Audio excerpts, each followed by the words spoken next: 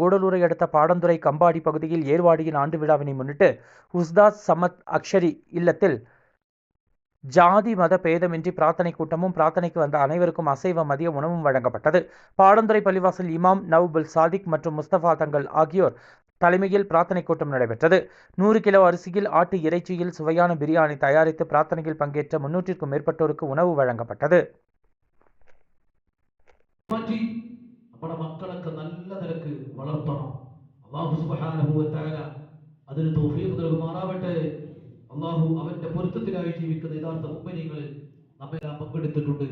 അവരുടെ എല്ലാവരുടെയും ഹലാലായ ഉദ്ദേശങ്ങളെ അല്ലാഹു സുബ്ഹാനഹു വ തആല പൂർത്തീകരിക്കുമാറാവട്ടെ. ശാരീരികവും മാനസികവും പൈശാചികമായ എല്ലാ പ്രശ്നങ്ങളിൽ നിന്നും പരിഹാരം നൽകി അല്ലാഹു സുബ്ഹാനഹു വ തആല നമ്മെ നമ്മുടെ കുടുംബത്തെ രക്ഷപ്പെടുത്തുമാറാവട്ടെ. ദുആ ചെയ്യുന്നു ഇൻഷാ